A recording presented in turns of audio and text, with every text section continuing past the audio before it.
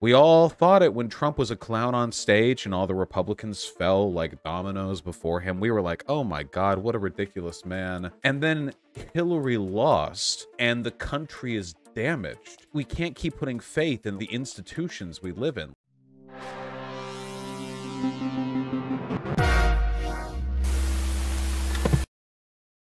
Hey. Hey. How's it going? I'm doing wonderfully. How about yourself? Oh, I've been kind of better. Been having a little bit of health issues recently, but, it goes. Yet another thing that we have in common besides the Conti Twitter avatar. I hurt my back That's yesterday. Right. Oh, I'm sorry to hear that. What's up with you, if you don't mind me asking? Oh, like massive continuous headaches. I don't know why. I'm going in to find out, but I don't know why. Well, a headache is nothing to have during a conversation. Are you good to talk? Oh, yeah, like if not now, when? As they say. Yeah, I've had habitual headache problems as well, so I do sympathize. Oh, shit. Do you know why, or did they ever figure out why? I'm just gonna guess it has something to do with screen time. I don't know that for sure, but that probably feels right. Probably. Mine might be like a cervical spine issue or, I don't know, something. Oh, that sounds a little bit more serious. Yeah, my cervical spine is kind of messed up. Yeah. But, Yeah, I do. Well, no, I don't know, actually. But I am sorry. I do have that, at least. Well, overwhelming physical suffering aside, how are you doing? Oh, just sitting here in my little apartment, writing stuff, petting the rabbits. You've seen the rabbits, right? I have, yes. Yeah, they're a pretty good pet. They're an underrated pet. I've had dogs, cats, and rabbits. They're all great. Very fluffy. Very good. Very fluffy. People know that dogs and cats are good. People don't realize yet that rabbits are good. So, I'm trying to kind of spread the gospel here. Yeah, the main thing that deterred me from ever getting rabbits is I heard one time they're so skittish that sometimes they'll have heart attacks if you slam a door too loud or something. I don't know if that's I've never true. heard of that. I don't know if that's true. I heard it when I was a kid. Oh, I don't know about that though. The reason people don't like rabbits as pets is because they think that rabbits aren't litter trainable, but in fact they're easier to litter train than other animals. You just if you put the litter box next to the hay feeder, they'll litter train themselves in a day, and then you're good. I had guinea pigs. They're a little bit rabbity. They're in the ballpark slightly. Guinea pigs, yeah, they make little like noises that I kind of like. Yeah, the little bubble noises. I don't know what you call them really, but yeah, they're little chirps. They're tribbles. Have you ever seen the Star Trek episode? Yeah, I have. Yes, and they do evoke the vibe. I had a short-haired one and a long-haired one. They were both adorable. They lived a very long time. Oh, nice. Okay, so all of that aside, we spoke like back in late 2020, which is a pretty strong indictment of how well I run my scheduling on this stream. And you said, or you'd be interested in talking about, the new socialist movement, Econ policy, social wealth funds, fun stuff like that, assuming that all that is still interesting and doable 7 months later and with a headache. Absolutely. Let's do it. All right. Well, what do you have for me? What do you have on your mind? Give me a topic. Hit me with a fastball. Well, so you the new socialist movement, like back in, I lost 6 dinners betting on Bernie Sanders to win the primary. Mm-hmm. Each dinner is up to a total value of $100. So up to $600 I lost betting on Bernie to win the primary. I really thought that he was going to win. I didn't, I actually, so in 2016, I was, I didn't want Bernie, and then I realized later that I should have, and that we should have nominated Bernie, and that would have been smart, and oops, we fucked up. And then in 2020, I was like, well, I still kind of don't want Bernie, because now, I still didn't, I didn't want him for different reasons. What were those reasons? This time in 2020, I don't know, the whole, it felt like he was, by that point, kind of losing, in 2016, it really felt like him. It was who he was. It was his idiosyncratic persona as the governor of Vermont. He was, he was like pro-gun. He was he attracted a lot of swing voters with his sort of maverick style. He emphasized like a class first politics, which pissed off a lot of people at the time. But that was interesting. In 2020, it seemed like he'd become a creature of the movement that he had helped to spark and to spawn.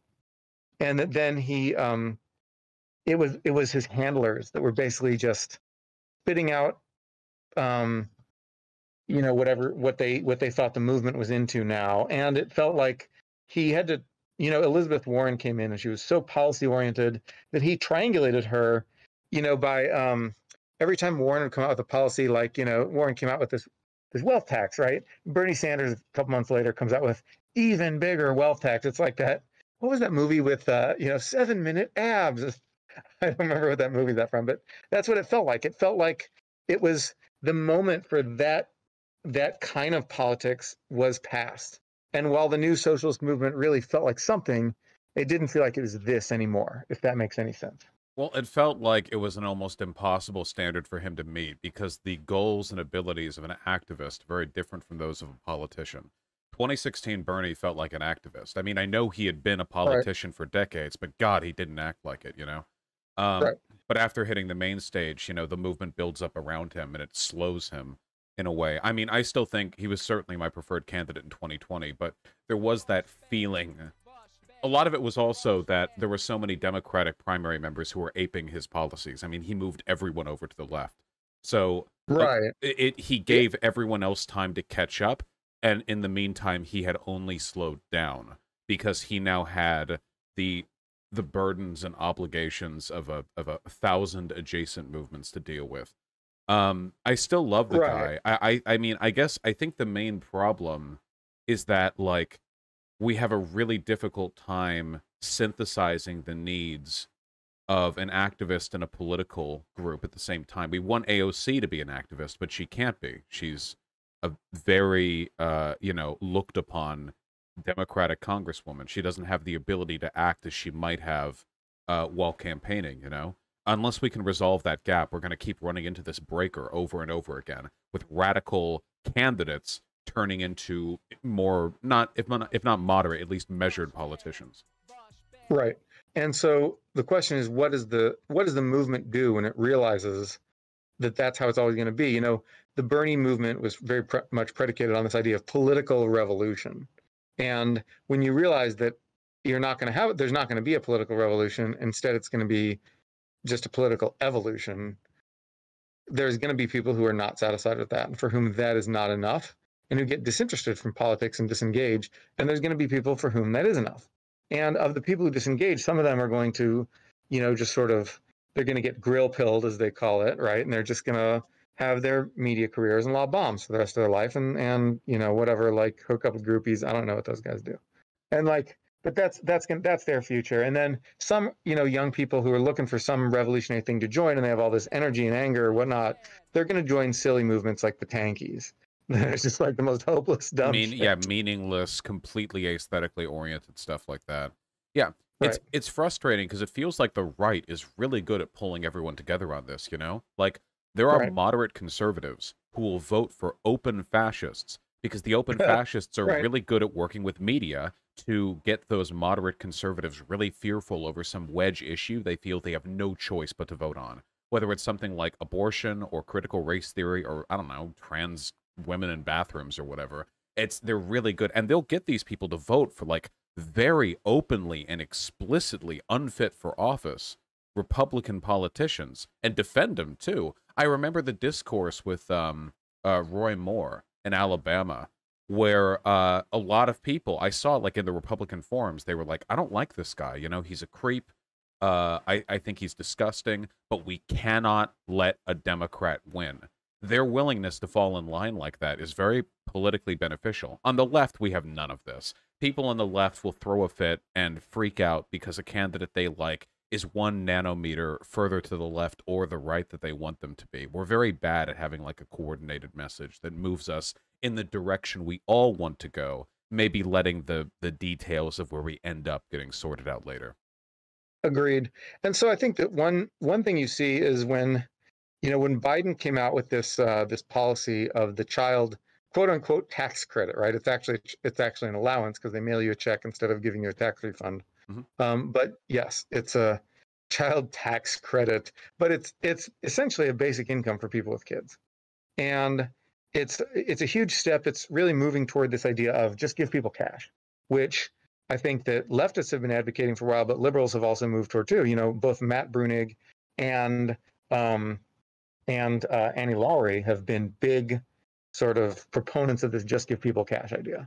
And so Biden comes out with it, and it's this big revolutionary thing. He managed, I mean, I don't want to say the word revolutionary because that means things to a lot of people, but it's big. It's pretty cool. And it's cool. It's really cool. And it's not a revolution. It's giving people money with the government. It's just basic social democratic shit that works really well. And it's also taking us into a new era of welfare, finally throwing off the old FDR strictures of like, we've got to make sure everybody's working and nobody's drinking while you get your government checks, or else someone could be doing something bad with the money. Someone could be buying alcohol or being lazy. Like, we're finally getting rid of that. That change in tone and attitude is just as important as the big amounts of money that are being dished out.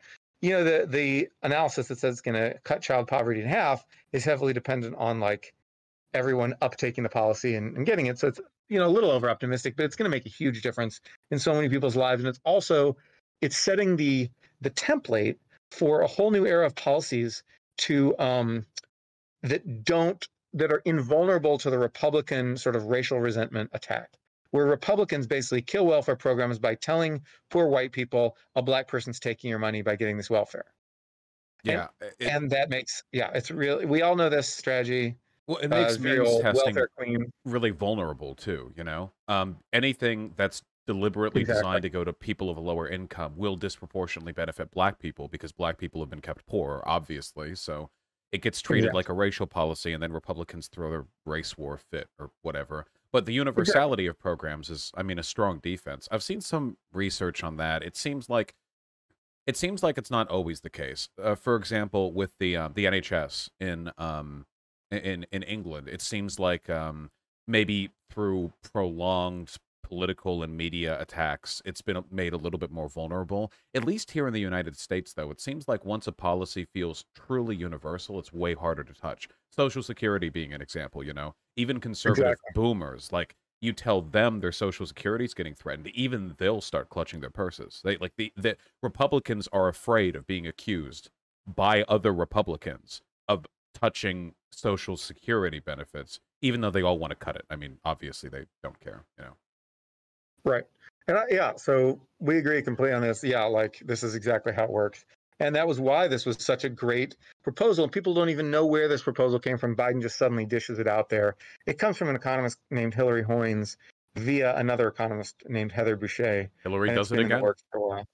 There you go. Actually, I don't even know if Hillary Hoynes is Hilary, one L, and I don't know if that's a man or a woman, actually. I've only read Hillary Hoynes' work and never bothered to find out Hillary Hoynes' gender because who cares? The Clintons have roots all over the world, okay? It doesn't matter. They spawn many cultists in their favor. Yeah. So anyway, so this thing comes out, and the Bernie people, the ex-Bernie people at this point are just, Bernie's in favor of it. The ex-Bernie people are just like, screw this. Where's my student debt relief? Or, whatever. Or like, I almost see no one talking about like M4A anymore, but like, it's just like, people were just absolutely attacking this relief bill, this huge relief bill, which establishes this like new revolutionary welfare program. That's not really revolutionary, but whatever. Mm-hmm. And people, and it just gets pilloried. It's like, how come, like you're only giving out, what was it, like $1,600 or $1,400, right? $1,400. Right. Which I thought was a pretty big problem. Yeah. It's like, why didn't you give us the 2,000 we were promised? It's like, where's my extra $600? It's like optical, this huge thing. If nothing else. It's just like an optics thing. They were promising a 2,000 check after it was known the 600 would be going out. So like, just like bite the bullet on this. Like, buy some goodwill. It's the same for me with the the student. But they got the goodwill. No, man, they got the goodwill because like people, that relief bill meant so much to people, and like they reduced it to 1,400 not because they're just a bunch of fiscal conservative hawks, but because they are dealing with some idiots who are fiscal conservative hawks in the legislature who wanted some symbolic concession so they could say they watered this bill down in some way, so they didn't, people had to show to their constituents that they weren't rolling over for Biden. So what they got was lowering the stimmy from 2,000 to 1,400. And yeah, there's like people online who are mad. Like most people just did not care. They were not closely following this extremely online dialogue of like, but you promised the 2,000 and that meant 2,000 in addition to the 600. Like that's so online. You know? Well, it's not so much that it's online. It's just, I mean, they literally did make that promise. In terms of the actual, Fine. I mean, yeah. Well, that to me, I mean, it's just about holding to account. It's not about the actual efficacy of the policy. Same with student loan forgiveness. Is student loan forgiveness like the optimal way to address income inequality and encourage educational development? It's probably not. There are probably better policies, but Biden did promise it. Biden's also kind of dropped off on talking about the public option, too. You have to be willing to hold these people to account because that's what they get away with. Republicans want to tear the world apart, and they'll push for it, They'll just propose blatantly illegal shit, When Trump's in office, he'll just casually suggest violating the Constitution to achieve his political goals. Whatever, it doesn't matter. Maybe it doesn't happen, but he'll push for it. He'll at least mention it. Democrats, even with relatively moderate concessions, they always drop off. It never feels like they push for it. There's never any fire. And I think it sort of conditions people to accept this permanent status quo where you get excited every 4 years, and then after that, you just hold your hands together and pray that at least it's not as bad as it would have been if the Republican had won. No dream, no vision, no hill to climb towards, just like, oh, things are being kept afloat, And I'm glad they're being kept afloat. It's preferable to the alternative, but sheesh. Well, there's a couple things to look into here. One is that where I've also heard this complaint is from social conservatives. Social conservatives said all the exact same things about like George W. Bush. They said, where's the action against gay marriage? Where's the action on prayer in schools? Where's the action on all these things that they've been fighting for since since like 1976 or whatever, right? The social conservatism was this giant movement, and it basically failed. And the Republican people who got elected just sold it out again and again, and didn't really push for anything. They would make a few symbolic things like temporarily banning some kinds of stem cell research, and then like, then they like, oh no, but I guess we actually do need that. And so and I'm glad that the social conservatives didn't get anything they wanted, but they didn't get anything they wanted. And so it's not Republicans in general that this applies to, because the Republicans stiffed the social conservatives for just decades and decades. And Trump certainly stiffed the social conservatives. I mean, he appointed conservatives to the Supreme Court bench. That's all that the Republicans would ever do, if they even did that much. And so I think he pushed in that direction pretty hard. From signal boosting all the trans bathroom bills, banning trans people from the military, the Muslim ban, asking the Supreme Court if they could do anything about keeping gay couples from adopting. It felt like, even though social conservatism wasn't the forefront of what he was pushing for, between that and all the BLM stuff, it feels like if I was like a really racist guy, I feel like Trump could have kept me happy those 4 years, Maybe not with stuff done, but with stuff mentioned at the very least. Right. It's like, remember, everything Trump did was just pure symbolism. It was just about owning the libs. Like it wasn't, Stephen Miller cared about numbers when it came to immigration, but Trump himself didn't care about numbers when it came to anything. All he cared about was the news cycle. And if he got a whole bunch of black people mad at him this news cycle because he yelled at like kneeling athletes or whatever, he won. He felt, oh, I won. I got points. Oh, it works, doesn't it? I mean, in its own way. What? So for what though? Like, what? They got nothing. Well, it's the ongoing process of pulling his supporters to the right. BLM support was like pretty high, like almost bipartisan high, right after the murder of George Floyd. But thanks to the Republican Party and their media stooges, they were successful in dragging the approval down by hyperfixating on the most violent elements of the protests, by doing the whole fentanyl Floyd thing, Did any policy come from this? No, not really. But it was successful in further radicalizing the demographic. And now we're seeing the blowback to that. Now with this critical race theory stuff, you have Texas senators who are trying to ban Martin Luther King Jr. and basically any legacy of non-white people in this country from their social studies books. So it pays dividends down the line, you know, this outrage, this manufactured rage that Republicans are so good at. It maybe in the meantime it doesn't lead to some big federal bill, but you set the stage for really dangerous stuff down the line. I don't disagree. All of Trump's efforts, and pretty much all of Trump's effect has been radicalizing the Republican Party into thinking that we're in a race war. That's what he's done, and that's what he always was trying to do. Of course, Democrats sort of accepted that this is the truth, but then that's they don't help. Start a race war.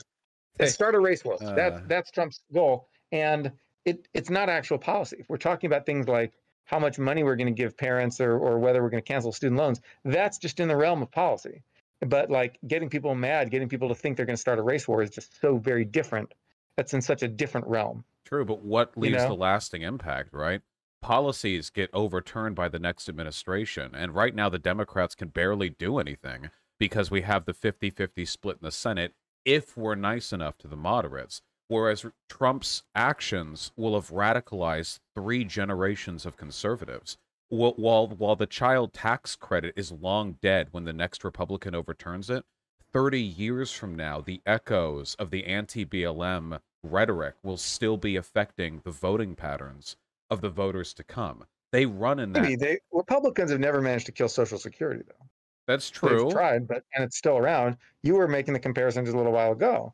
So, between the child allowance and Social Security. So I think maybe not, I mean, maybe they tried. Maybe they don't get the child tax credit. Maybe the universal programs, maybe they stay strong, but policies, you can't blame someone right now at this time with our gridlocked legislature for not feeling like policies passed have the most lasting impact in the face of this like cultural this zeitgeist where I mean 9/11 and everything that took place afterwards, not just the wars, but not just the Patriot Act either, but like the attitude has carried forward so substantially. And I feel like we're going to be dealing with this too, and I just wish Democrats left those like ripples in the water, because the only ones that have been produced lately are from Bernie Sanders. That's why he got so many people over into his camp, despite not being known. He was loud and he gave people a message that made them almost, I don't mean this derogatorily, but almost irrationally, fervently in support of him. He gave people like a narrative, which is important for political action. But like moderate Democrats. But let me push back on this a little bit, because when people marched into the streets in record numbers in the summer of 2020, the Floyd protests were the biggest protests in American history, and they changed America, in deep and important ways that hadn't been done since the 60s, and that was a huge change, really big deal. It wasn't for Bernie or his ideas. And that people marched into the street, and obviously the same people. I bet that the hardcore marchers were all Bernie supporters. There was a big overlap between the people there. But when people poured into the street, it wasn't for student debt relief, and it wasn't for universal health care, and it wasn't for poverty relief or anything like that, or to stop. It wasn't against billionaires. It wasn't any of that stuff. It was against racism, and that's where the energy is, on the left. And that's where the energy is on the right. That's what people care about on both sides. This idea of focusing on economic policy, bread and butter issues, is this very much let's calm everybody down and think about what we really want in life kind of approach. It's not so dissimilar from what a guy like David Shore might recommend. Sure. Ditch the culture war, focus on the economics. This is not a knock on Bernie, and I don't want it to seem like a knock on Bernie. But it is just undeniably true that the revolutionary energy in America, that the youth energy, the passion that makes people, want to fight and whatever, and that ultimately is a big check on Republican fantasies of race war, is anti-racism. That is what people really get passionate about at the end of the day. And then the other stuff like student debt relief and Medicare for all is stuff they like dreaming about and they'd like to see happen. And a few people really get into. There's a few people who are super into that. And there's certainly people who shitpost for it very strongly online. But then at the end of the day, what people march in the streets for and get their eyes shot out by the cops for is anti-racism. No, I agree. I mean, the energy of the moment is kind of very temporal, and it can be difficult to plan ahead. We all know, the most pressing issue of our time is pretty much objectively climate change. If we could get a proportional amount of energy out for climate change protests, relative to how much of a threat it is to humanity, we'd have all 8 billion of us out in the streets. But we choose, well, we don't choose. We're weird about what we get passionate about, relative to other things. If race issues are the key of the moment right now, let it be known, my politics are anti-fascism first, okay? I would rather, and God help me for saying this, I would rather deal with some interminably liberal economic system for the rest of my life than pursue socialism and cast the dice on whether or not fascists take over instead. A desperate gamble. Welcome to the neoliberal shit lib. They may claim that, but the old socialists knew fascists were always our #1 enemy under all circumstances. Nothing else even comes close. And then only in the peace of bourgeois democracy are we capable of overthrowing you guys. But one at a time. With the whole Trump thing, look, I'm a big fan of the energy the BLM movement cultivated, but the anti-BLM protests, which weren't very substantial, the anti-BLM energy was the Republican Party. They owned it. They had it lock and key. Every Trump speech was about how they're anti-American, they're burning American cities down, blah, blah. But when it came to the BLM protests, that wasn't like a Democrat thing. In fact, we had those messages after the election of some Democrats complaining that the radical messaging of BLM protesters had cost them seats, which may or may not be true in some instances. But I never got this impression that the energy of BLM was attributable to the political will of the Democratic Party. It wasn't. It was the people, But the Democrats, they don't do this stuff. The Republicans, they're so good at it. Every year they can manufacture this world-ending conspiracy that their followers have to unite against. We don't have to rely on conspiracism. We're dealing with real issues here. But the Democratic Party is so obsessed with being nice and calm, placating and bipartisan. And I mean, Biden's a big representative of all of that. That even if we get some policy wins, and we will, and we have, there are policies Biden's pushed for, like the child tax credit, that I'm hugely in support of. We don't get that long-standing contribution to the cultural opposition to these issues. At least not to the extent that we could. With that Texas Senate bill that's going on right now, the one where they're removing MLK, I have a dream speech. Right. Yeah. The Democrats right now should be losing their mind. They should, every single blue channel, every politician, every time they're in front of a microphone, Republicans are trying to erase MLK from history. They should be frothing. There should be protests of moms out in the streets. There should be, I want to hear about arrests because these protests get rowdy. This is serious stuff. Our education system is being torn apart by political partisans trying to erase the legacy of racism. What do Democrats do? We get a couple news articles. It gets a little bit of time on MSNBC. If Fox News could manufacture CRT, why can't we build energy off of this? I think everyone just sort of thinks this bullshit is going to get struck down by the courts. It does until it doesn't. I mean, it does until it doesn't. Yeah. The courts have not been on a roll lately. They just recently declared, what was it, 6-3 decision that previous laws which allowed union organizers to come onto farmlands in California was a violation of a constitutional provision which disallows the government from seizing property.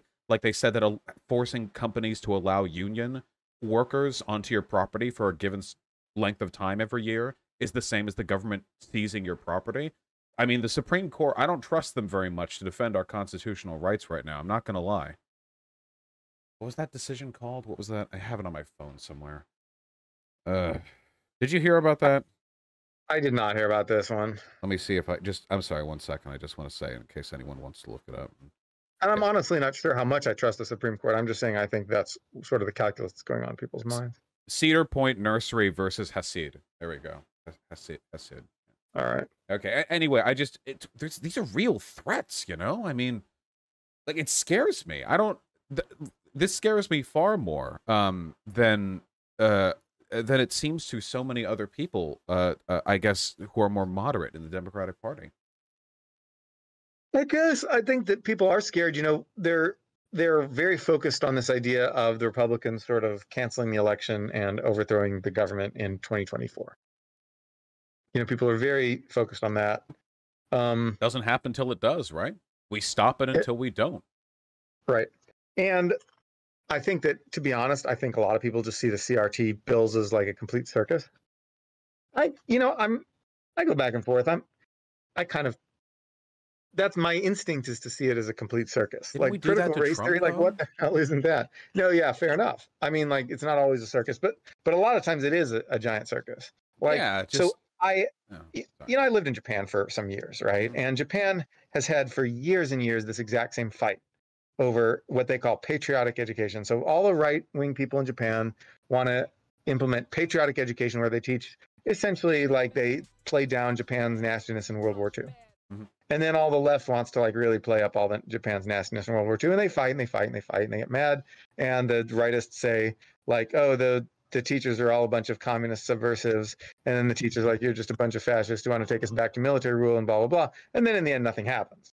And then, like, you know, everyone learns about Japan's atrocities in World War II in their textbooks, but also, most importantly, from the internet.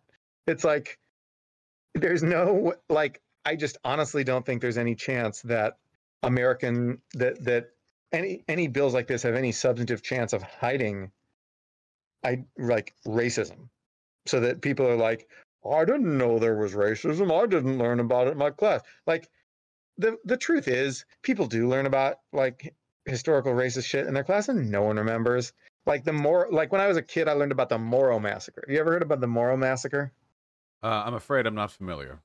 All right, so just another one of these nasty, you know, historical events.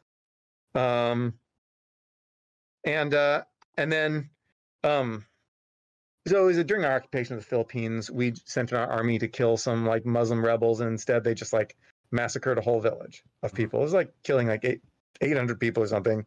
And then the general in charge wrote back something like, this is the greatest victory for the Christian armies, blah blah blah. And it was just, you know, it's a really bad thing to do, and it illustrated just how horrible occupation of the Philippines was, which to this day few people remember or think about or care about. And so but I learned about it, and no one knows what that is, because people didn't pay attention in class. Like, people were taught about the Japanese internment, and people were taught about all the Native American genocides and these things, and they didn't pay attention in class. And that's why they're like, and then these people grow up and they're like, they know they live in a racist society, but they benefit from it. And then they reach, you know, like age 30, 35, whatever. And then, like, suddenly all these young people start talking about, like, racism. And then Trump gets elected and blah, blah, blah. And of course, these people need some excuse to say why they didn't, like, why they're only now getting into the streets to, like, fight against racism or whatever. And they're like, well, I just didn't know because the education system never taught me. Bullshit. It taught you. You didn't pay attention, and you didn't care, because at that time, what everyone was doing was just not acting like they cared and just making a bunch of money. And that's why people didn't care. And now they care because, like, suddenly we have social media, and it's socially, you know, required in liberal circles to, like, go to, like, you know, decry America's history of racism. But it's not because really of what depends on the environment you're in, though, right? I mean, about half of Americans think that the Civil War was about states' rights. And that's in large part because Reconstruction failed, and educational systems down in the South explicitly teach that. That's like the other side of the story they teach you. Yeah, it was, you know, states' rights, and the North pressed down on the South with tariffs and rules, and eventually conflict broke out, and the whole slavery element is like a side thing sometimes with these textbooks. Hundreds of millions of Americans have been educated that way. And this isn't just like some offhand, you know, we're not teaching about MLK in this one school district anymore. This is part of a political program coming from the top down. Donald Trump tried to pass, you know, his Patriotic Education, something that was commissioned from a block of people, one of whom I'm going to be debating soon, Charlie Kirk, his work with the 1776 Project. This You're isn't debating just, Charlie Kirk? yeah, and Tim Pool and Cassandra Fairbanks. It'll Oh, all at wow. once. It'll be Is this the august company I find myself in? Shit. yeah, you know, truly the illuminated political discourse.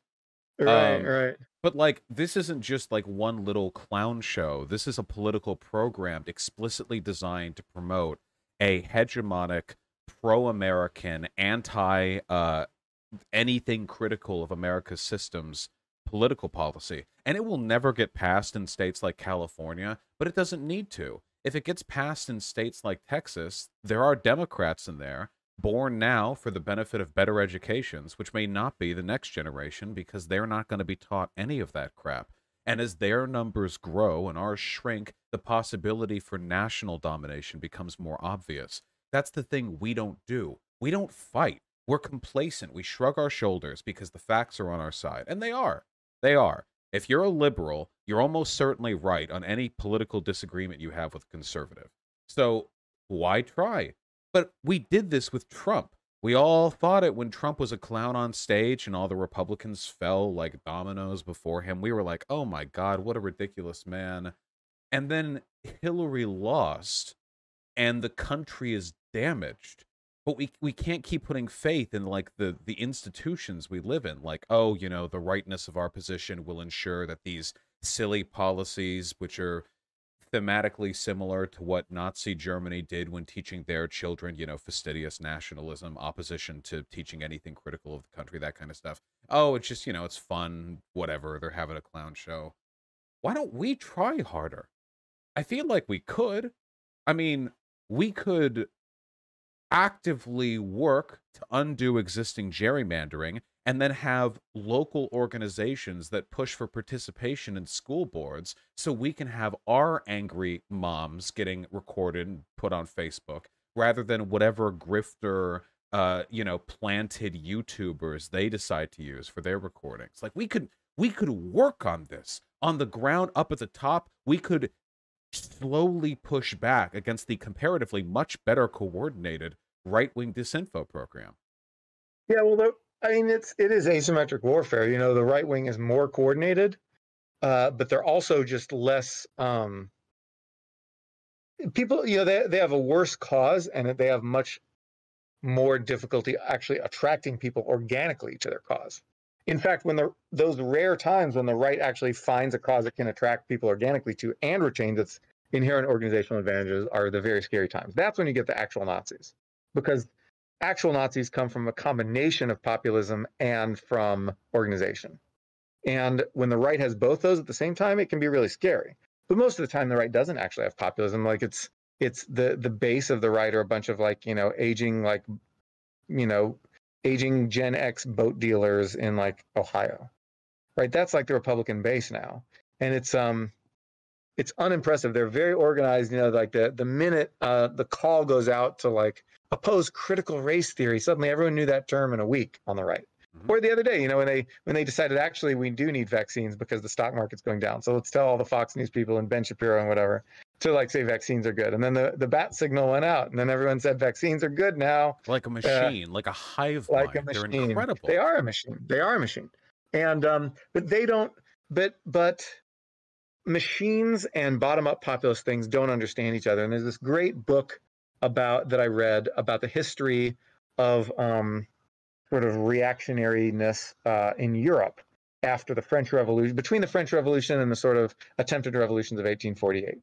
In that period, these arch conservatives were absolutely terrified that something like the French Revolution was going to happen again. And so they sent out massive amounts of secret police to stop it. And they all thought that there was like this hugely organized organization throughout Europe that was fomenting revolution based in France by like the Central Committee or something like that of revolutionism. And then the secret police, of course, there was no such thing. So the secret police all ended up like arresting each other because they were trying to be agent provocateurs. And then the right the book is called Phantom Terror because the right was just terrified of this thing that was a complete phantom. And then 1848 shows up and everyone just pours into the streets and tries to have a revolution, because leftist energy is always bottom up. In fact, when leftists add rightist style organization to their basic populist program, then you get the Bolsheviks. And then they become quite scary. Like, and then well, I won't defend the Bolsheviks here, but no, I agree. Left populism is authentic. Like the BLM stuff, right. It didn't have to be like some weird list of bullet points given by a bunch of hedge fund billionaires pushed down through MSNBC. It just happened. I think our ideas are better, and that's one of the things that does hearten me about this whole process. You know, they may be better at organizing, but our ideas are better. It's populist energy versus organization, and 9 times out of 10, that is going to be what the left-right conflict is about in any country. And then because that's almost how they're defined.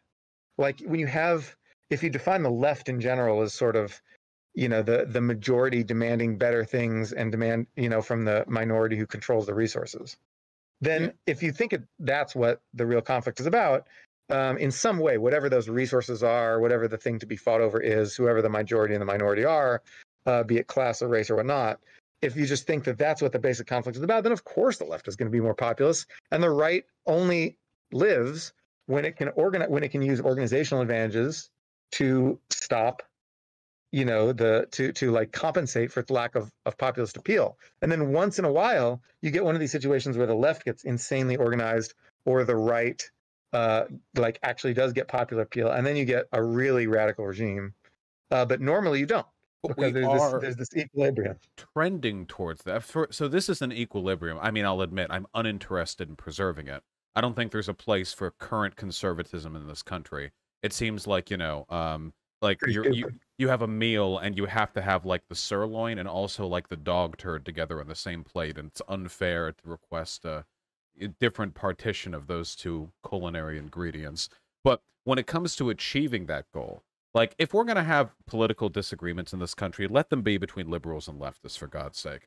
When was the last time the Republican Party offered anything of substance to anything like related to our discourse? Utterly meaningless. But okay, so you say let there be fights between liberals and leftists, and then at the same time it's like, why can't we organize like the Republicans? Well, maybe because the liberals and the leftists are all fighting all day. Well, I am generally an advocate for getting along with liberals when it comes to fighting against fascists. I know there's disagreement on that, but I do. Yeah. I believe that. It's just when it comes to the Republicans, like, I don't think they need populism for more than a few months, They just need to fake it for long enough. Excuse me, sorry. If you have a systemic breakdown, like an institutional failure, we're so confident in our institutions, but in reality, a lot of them are basically based on gentlemen's agreements, or at the very least, like a single failsafe. And often those failsafes are kind of taboo to use. The Republican Party could conceivably do things to which the only reasonable response would just be a military response, If the Republican Party, for example, just decided to hoard ballots, or like a Republican like pseudo militia group decided to run off like trucks containing ballots and then like burn them or something, there are things that could happen where the response would either be to concede to them, or would be so terrible or so immediately necessary that it's almost like unfathomable to us. I live in a stable country for now. I've never lived in an unstable one. The idea of a government having to respond to problems like that is almost unfathomable to me. But I don't trust them as actors in that system, like as interlocutors. They're the ones who will present those situations. And unless we're fully aware of that, we may one day find ourselves in a position where all the faith and all the stability in the world does nothing to stop them. I mean, really, you read these books coming out of White House officials, there's one coming out soon, the one that got some coverage because the chairman of the Joint Chiefs of Staff, Miller, claimed that he was afraid of a Trump coup. Remember, that got some media coverage? Millie, not Miller. My apologies. Yeah, but you know the book I'm referring to? Yeah, of course. Yeah. I was just writing about it the other day. Yeah. But if you read books like that, there are so many points in these books where it's like, oh my God, if it wasn't for like one guy and their integrity, Trump would have broke the system. And if you break it quietly and behind the scenes, he doesn't have to break it, in a loud, egregious way that demands immediate response. He can just break it so that the Republican Party is favored thereto forever. That you can leave it one little break or several small little breaks and then just maintain them. Keep attention off them. Always keep people focused on critical race theory, on trans people, on whatever. And you do it for long enough, and eventually, bit by bit, a little more gerrymandering, a little bit more systemic injustice, and the moment we don't have a chance anymore, it's too late to say anything. It's a cancer that has to be dealt with sooner rather than later. And that's why I take this so seriously, and it's exactly why I have a more lenient attitude on cooperating with liberals than a lot of other leftists. Because a lot of leftists don't seem to take the fascist threat seriously. They see what happened at the Capitol riot, and they're like, oh, that's so funny. Haha, look at these LARPers. And it's true, it is funny. It's very, very funny. But what if the next time it's a sniper in a rafter who takes a shot at a Democratic congresswoman and hits her? Right. Like, what? Okay, maybe that person gets arrested. It was that way in Japan. Yeah. So I wrote this post about the coups in Japan in the 1930s, and the first coup attempt in Japan in the 1930s was a mob of guys saying, if we start a bunch of fights in front of the Diet, the military will have no choice but to take over the country. And that's very direct. Yes, it was incredibly stupid.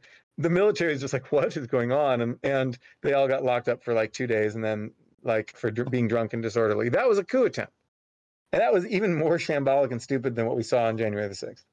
And then the next coup attempt was like, let's assassinate a bunch of people. And so they kept escalating, and there were like 5-ish coup attempts, and they kept escalating until finally it was a whole bunch of army guys shoot like a lot of important politicians and business people and aristocrats and whatever, and like actually try to take over the country, and it turns into this days-long thing where they take over parts of the capital. And they lose too, but at that point the Japanese military is like, okay, you know what? There's just popular energy for war, so let's just go to war. And then they started World War II, and then all of the anger on the right in Japan, all of this rightist populist anger, was directed toward the war. It absolutely did build. Yeah. It built and built. I'm just saying that, like, I guarantee this. If a pipe bomb ended up taking out like 3 or 4 prominent Democratic politicians, the immediate response from the Republicans would be that it was Antifa and it was a false flag, or that they weren't actually killed at all. In fact, they would continue to say that for a long time. Nobody was actually killed. It was a sympathy bid. And then after that fuzzles down a little bit, maybe a guy gets arrested or caught, or the conspiracy is unwound, and they're going to start defending them in mainstream media. Tucker Carlson's going to do a segment where he talks about how the person who actually planted the bomb was like a factory worker whose job was taken away by neoliberalism. They're going to do everything possible to whitewash those people, and there's no upper limit to that. It could be Biden. It wouldn't matter. These people, the Republicans that have been elected, are operating in a way which virtually guarantees the death of our democratic institutions unless something is done about that. And I think the thing we need to do is encourage the Democratic Party to be as active and aggressively in favor of the good things in life as Republicans are for the bad, to be loud, to be unashamed, and getting their voters frothing at the mouth and furious. It's the kind of furious that sends them out protesting, not just because of a once-in-a-lifetime, highly media attention frenzy over George Floyd's murder, but over anything and everything the Republican Party is up to at any given point in time. Sufficient to cripple cities, if necessary, because we are more than them. The Democratic Party is larger, and moderates, independents, they tend to lean our direction, too. Yeah. We could do this. We choose not to every day. But okay, you're talking about politicians, Democratic politicians doing this. Everyone, the media, organizers, everything on the ground. Money needs to be flowing. What's the largest protest in American history, which brought the country to complete standstill for like a week, was the George Floyd protest. The second largest protest in American history was the Women's March. I think the third largest protest might have been the anti-Iraq protest. But certainly within the last few years, we've had the 2 largest waves of protest in American history, which, I don't think the Women's March did paralyze cities. Democrats didn't do these, though. I mean, they were a product of antipathy at the time. Why do the politicians have to be the leaders? It's not that the politicians have to be the leaders. It's that the Women's March was basically just, if I recall correctly, it was like upsetness at Trump being elected. It was that, yes. Right, it did nothing. And then the George Floyd protests, right? And the George Floyd protests have been successful in moving like the dialogue over. But we need to be doing this every month of every single year. Like it can't just be like a once in a, and then I'm going to wait till like 2027 for the next big thing. There need to be coordinated efforts, whether it's from politicians, media leaders, or people like honestly you and I. Because if we were Republicans, we would have institutional backing. Conservatives at our size tend to get funding from other organizations and are like orders, marching orders from the top down to some extent or another. It's pretty common for them to co-opt. That big like Illinois parent who had that big super prepared anti-CRT speech that got like clipped and recorded and shown all over news media, that guy was a YouTuber with 1/3 of my subs. Now he is the face of parents protesting CRT. Democrats don't do this, but we could. We have the power to, and we could get people angry all the time. We have to ask more of ourselves. We can't just settle for these random sporadic movements. Fair enough. But I think that people are angry all the time, and that Democrats are angrier than Republicans. And that Democrats protest more than Republicans, got more organic movements, more, Republicans are pushing the anti-CRT shit, but Democrats, BLM wasn't just something that came into being the day George Floyd was murdered. BLM had been existing for years and had, I remember BLM protests that shut down, whole like freeways and whatever in like 2015. It's been around for a long time and it's done a lot for a long time. So much of the activist energy, a huge preponderance of the activist energy, is on the left. And maybe we could have more, and maybe we could have more organization if we had Democratic politicians into a political weapon that we can use to crush them. Because raw protesting energy on its own is nothing. We can die in the battlements and against the gates of Versailles. It's nothing without some kind of coordinated organization. That's why Occupy Wall Street is such a laughingstock in retrospect, right? I'm not saying we should slavishly listen on every word to our politicians. I don't like Biden. I don't like any of these people. I barely can get up out of bed and like AOC these days.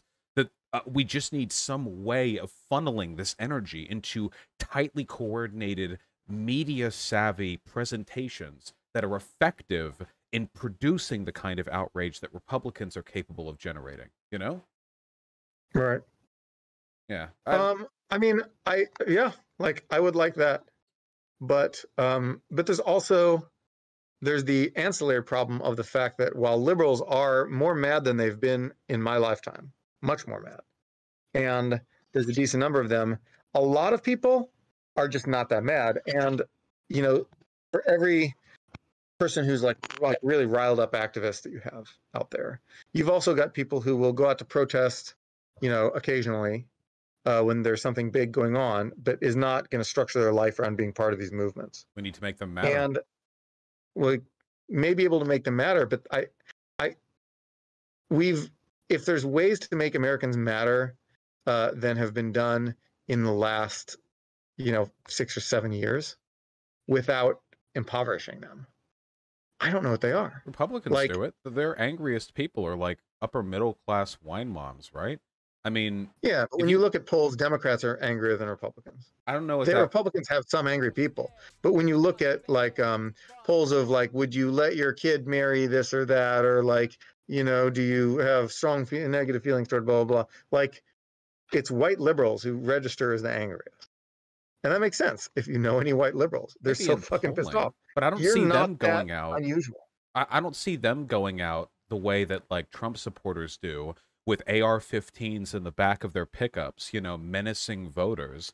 I don't see them getting their forums taken down online because they're threatening to murder Democrats. A ton of pro-Trump forums had to be nuked right after the election because they were essentially just genocide porn for the culling of liberals in this country. I don't see anything like that for Dems, man. Their anger is like the righteous, indignant anger of a person who holds their pinky out while drinking from a wine glass, okay? Republicans will suicide bomb voter booths. They're different. Their anger, not that I'm defending suicide bombing voter booths, but my God, their anger is exploitable by the politicians who lead them. If you watch an hour of MSNBC and watch an hour of Fox News, the difference in tone is unmistakable. The emotions they're trying to drive into you are so disparate, It's unhealthy, but I guess I'd rather have people be unhealthily angry at fascism than complacently tolerant of it, you know? Sure. And, people's ability and willingness to complacently tolerate fascism is always astonishing. Well, I mean, true. Yeah, right? You're right. But, the difference is, so I know this old guy named Hank Reichman, he's a professor at Berkeley.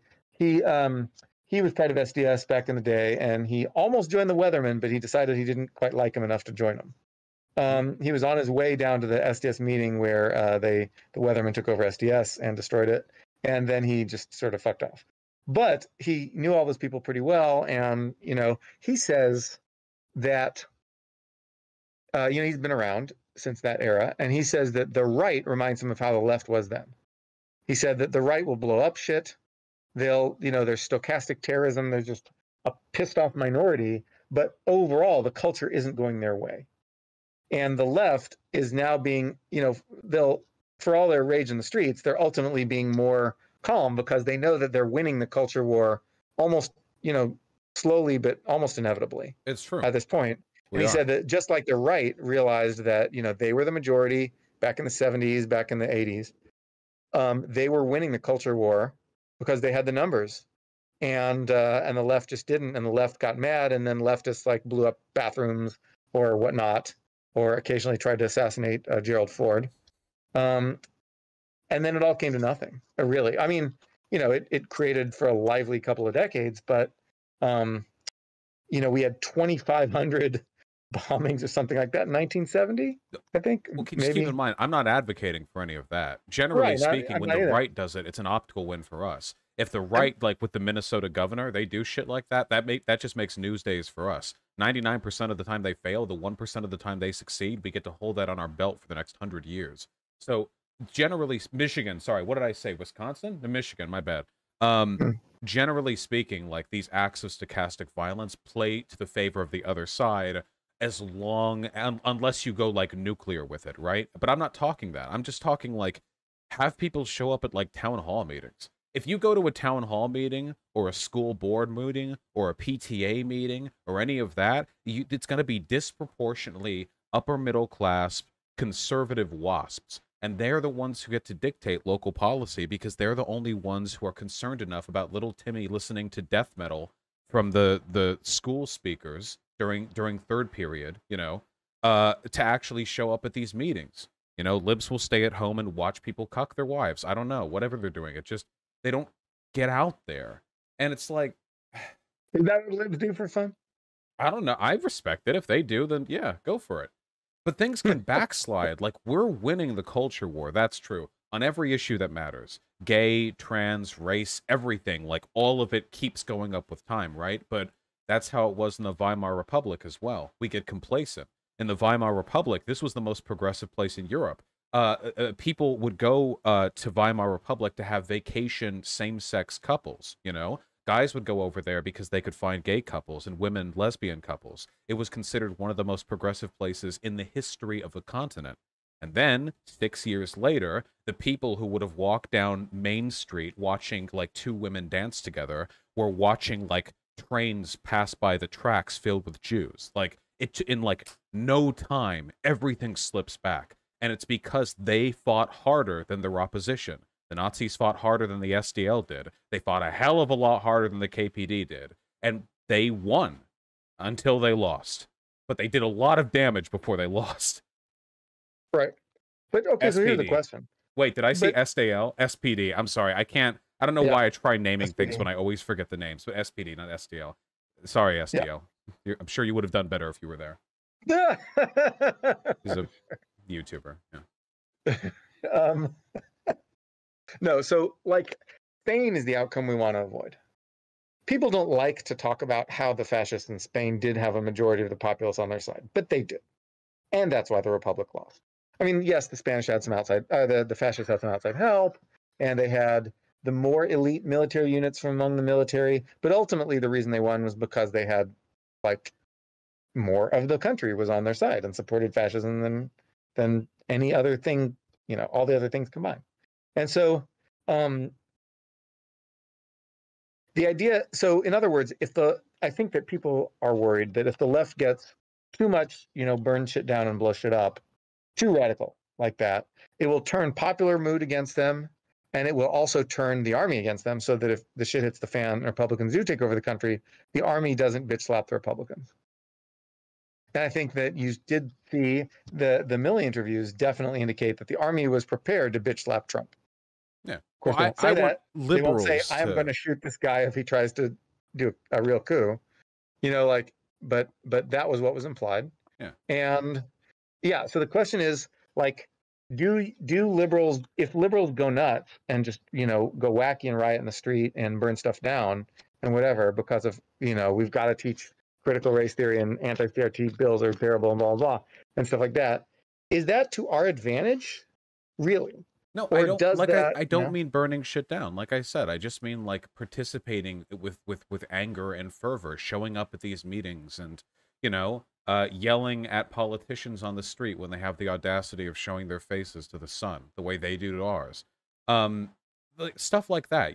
I'm not saying we should invite. I'm not saying we should turn into like the weathermen. I'm not inviting the revolutionary spirit into the Democratic Party. There are times and places for that. I'm just saying we need to be a little bit better at coordinating our outrage.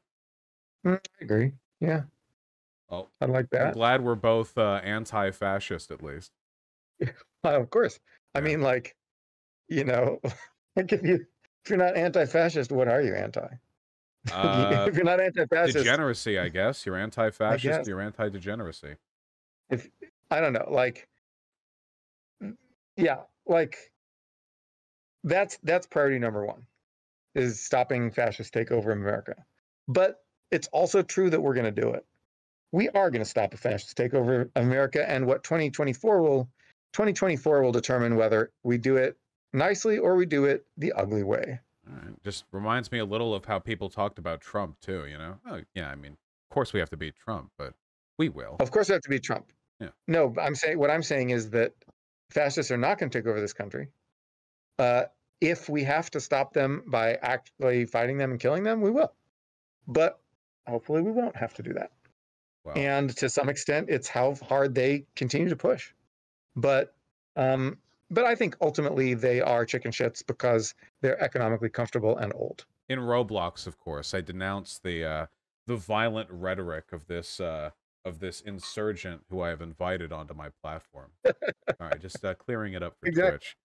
Right. No, of course. Yes. I want this country to be better for everyone who lives in it. Okay, fascism is a death cult. Every time a country slips back into it, it's made worse for everyone who lives there. Everyone. It's not like life got better for like Aryan Germans under Nazi Germany. They lived in a despotic police state that recruited them to the military, denied them very basic human rights. I mean, it was hardly an improvement for them, and they were the best ones off compared to basically everyone else they shared their country with. So I just consider it a humanitarian principle. I also think that we need to basically politically disempower the Republican Party if we're going to have any chance of not all dying to climate change. Because, that's another big one. Maybe, but I also think, while I do care a lot about climate change, I also think that the unfortunate truth is that the battle against climate change is not going to be won or lost in this country. Then probably true. Yeah. I mean, we can help. And people get we can help, we should help, but there's a lot we need to do. And then ultimately that is a one of many cases where we've got to come to terms with our declining global power and relevance. We need to do as much as we can. I don't want China to have more global power than us. China's even more autocratic than we are. We could have been on top of the world if we had committed to the development of green energy and then moved our manufacturing sector over from coal and cars or whatever else comparative advantage would have demanded we move our industry to the third world and started producing green energy shit here. We could have been like spacemen. We could have lived in the future. We could have patented all this technology and sold it to the rest of the world. And of course, I would have asked that we sell it at very low prices and maybe even give it for free for developing countries and stuff. But man, modern American industry could have been built off of the green energy revolution, and it's too late now. We can get into it, sure, but we won't be the first ones, not even close. We're going to be at best at par with other leaders. We'll probably get overtaken by China or whatever. But we could have been on the top, and maybe something humanitarian could have happened as a product of that. Probably not, because America's a shit country that doesn't give a fuck about anyone else in the world, but it's nice to imagine. Well, you're in a cheerful mood. Well, do you disagree? I mean, we could have. We had the. I wish we had.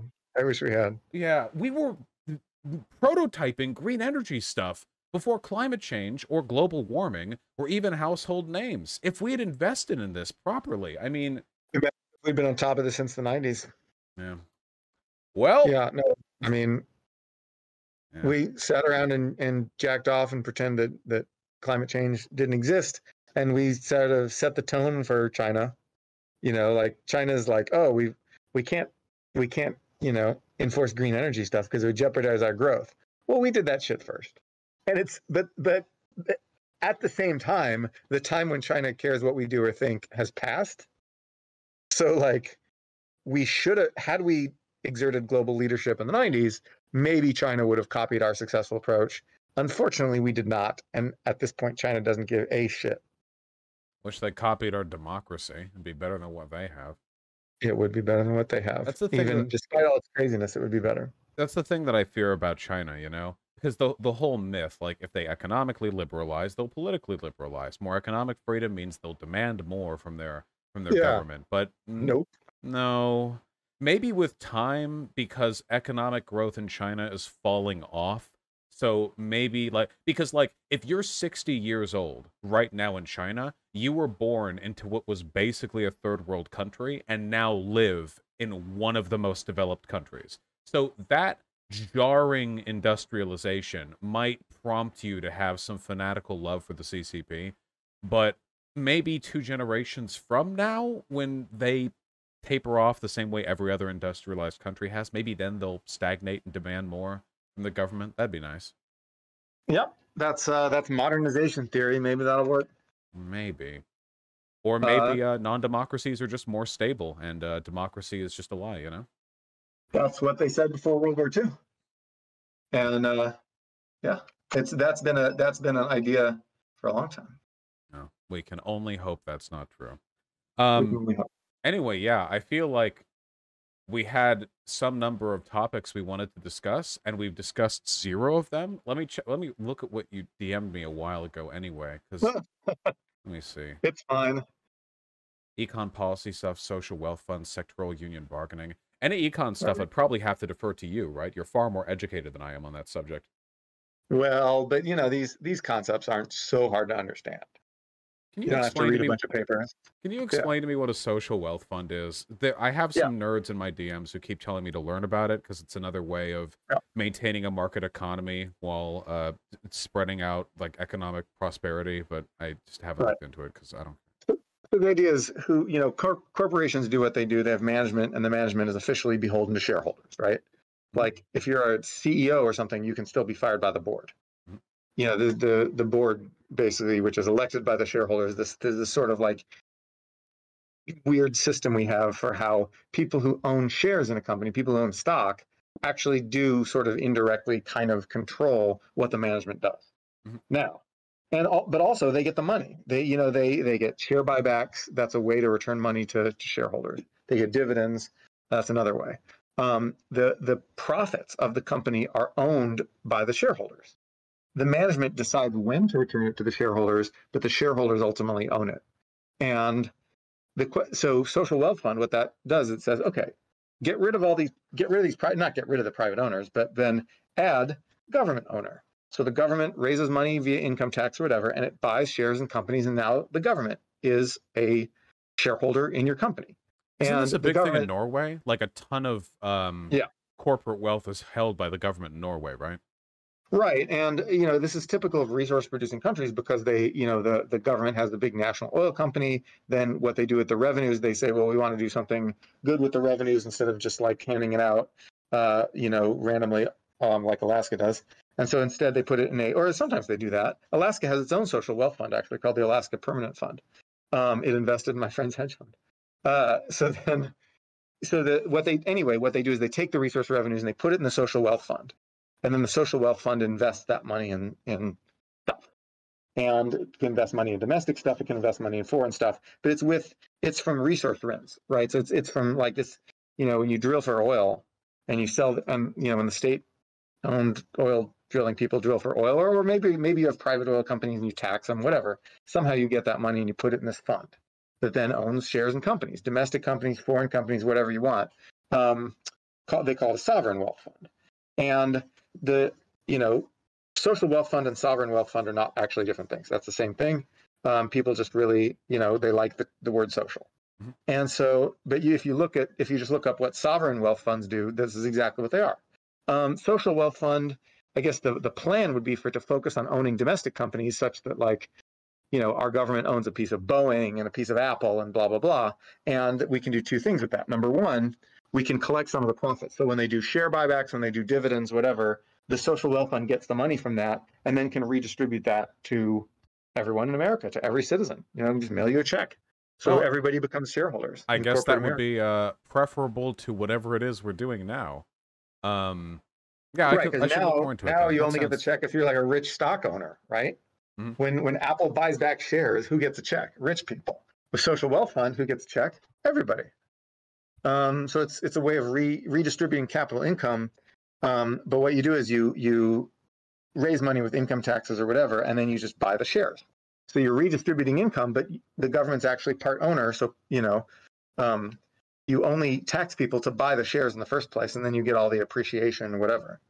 And so then, so that's one thing. And then the other thing is control. So you have corporate control. If the government thinks, we don't like what Apple's doing, blah, blah, blah, we can just, we can exert some control over them by through our control of board seats and whatnot, standard corporate, blah, blah, blah. And so in other words, social wealth fund is nothing more than partial government ownership of the means of production. This seems like the sort of thing that hasn't really entered into the lexicon of a lot of American political discourse. I don't know if I've ever heard a politician advocate for something like this. Even Bernie, I mean, he advocated for what, 20% of shares going to the workers generally? That's a fairly radical concept in this country. Right. Yeah. And social wealth fund isn't about the workers of that company specifically. Social wealth fund is owned by the citizens, not the workers. Okay, yeah. It's not something I hear people talk about that much, but maybe it's just more popular to discuss in Europe, and it just may take some time to. This is trickle-down economics. Good economic ideas put into practice in Europe. Slowly but surely, we hear about them here in America. Wait, people in chat want to know, and I suppose I kind of do as well. Yeah. What's a TIFF? I don't know. Okay. No idea. Okay. I think that... is that an acronym? ISF? I don't know. No, that's fine. No, I guess nobody knows. That's okay. All right. Just, it's best if we leave it at that, I think. Toronto International Film Festival. It could be that. Yeah. It could be that. Format. I don't know what else it is. Maybe, yeah. All right, what else did chat people want to know? I think that they really wanted an answer to that one in particular. God damn it. What kind of thing is it? Ask them what kind of thing it is. No, it's may it remain forever a mystery. Maybe it's a sex thing. Maybe they just want us to look up a kinky sex thing. It could be, it wouldn't be the first time with them. With regards to that, I guess this is more out of curiosity myself, but have you enjoyed, or had you enjoyed, your time in Japan? I really did. Japan is great. I hope to go back there. What motivated you to go there? Well, it was long ago. It was during the Iraq War. I wanted to get out of the country for a little while, and I wanted to live overseas for a while and ditch America for a bit. And I happened to speak a little Japanese because I took some in college. And I liked Japanese. I was not one of these anime fans. I was not like a classic weeb. Really? Although I like weebs, but my sister's a weeb, but I'm not. And but I like them.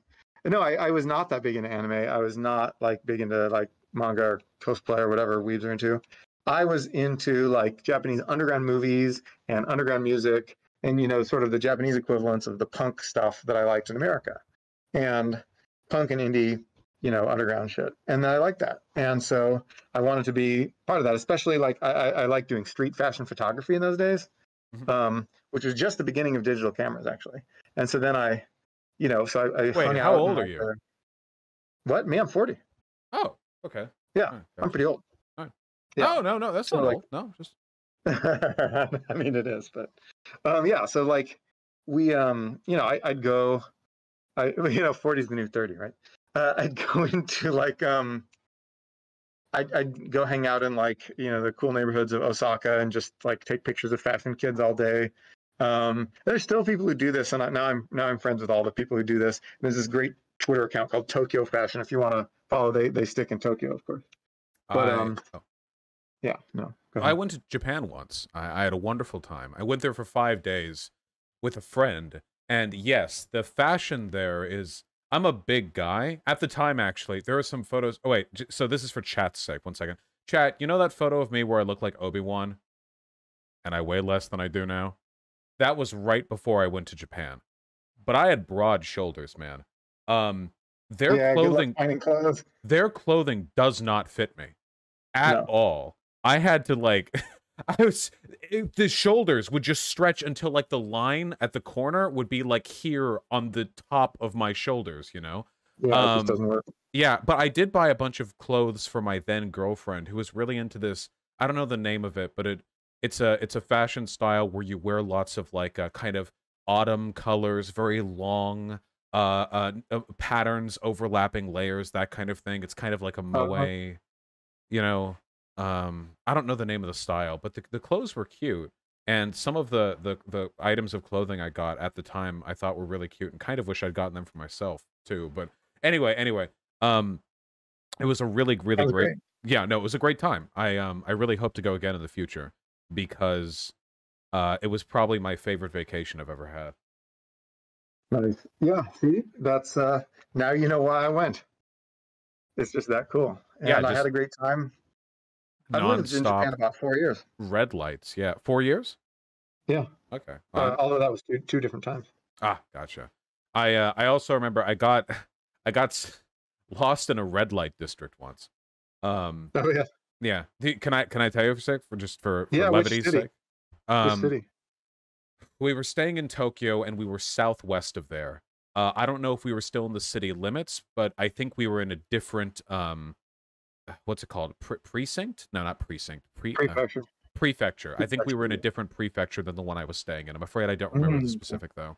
But I was with my very drunk and very small female friend, and we saw a red light district, and it's just like literally like a giant alleyway with red lights over it. I mean, they couldn't have advertised it more stereotypically, And we went there together, and it was well lit. I didn't feel like threatened or anything, but this place was as stereotypically Yakuza controlled as I have ever seen anything. It was like it was like my Japanese anime. I know that Yakuza used to have a real grip on the country, and since then they've been like pushed back significantly. But here it was like all the scary dudes with their suits and shades and the black tinted limousines and everything all down the road. It's like, oh my god, there they are. Yeah, it's like, oh, cool, hello. So I want to leave this place because I'm not gonna purchase the services of a sex worker with my incredibly drunk friend left to her own devices. That sounded kind of irresponsible, But she was like being a dumbass. She was like, no, go in, you have to see, like pushing me and shit. So we end up going into one of these little boutiques, one of these buildings, and it's a tiny room, and there were two men with suits glaring at me when I came in there, and I was like, oh, hey, sorry, and I couldn't think of anything to say because I got pushed in there, so I was like, do you have a bathroom in here? And he said something in Japanese and then held up a big white, like, plaster card with a bunch of women half-dressed on it, like, pointing, like, who do you want? And I was like, oh, no, it's okay, never mind. And I, like, walked out, and the whole time I was, like, pulling on my friend. She was like, no, that one's cute. Like, that shit, Absolute nuisance. We eventually got out of there, but it was pretty, it was pretty memorable, if nothing else,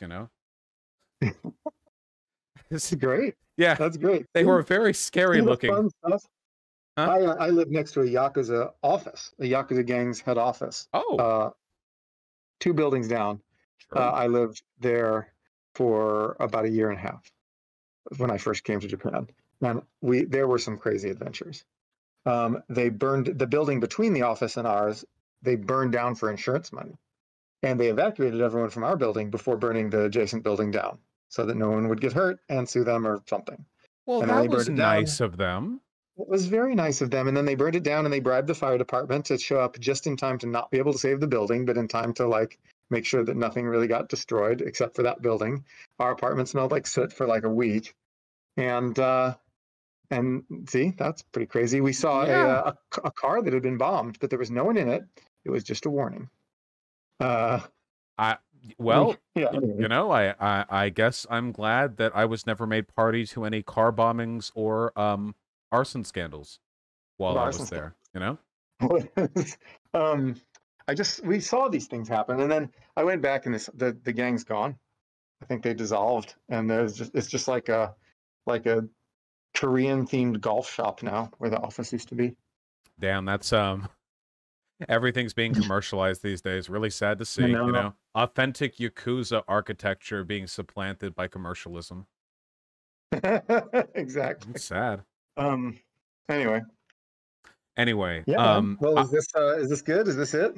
Though it can. Well, there's never an end to it. If you ever want to come on again in the future, please let me know. It was delightful to talk to you. Thank you for coming on. Likewise. See, we didn't end up disagreeing on too much after all. No, I think I would like to believe that at least some of the things I believe are reasonable. You know, I try to meet that threshold at least. Thank you. Yeah. And I do hope your headaches get better. I'm very sorry to hear. You. We'll see if we can figure out what's going on there. Yeah. Drink some water. Right. I don't know if that'll help, but it's good advice. I just got an MRI, so we'll see about how that turns out. Drink water anyway. Thank you and take care.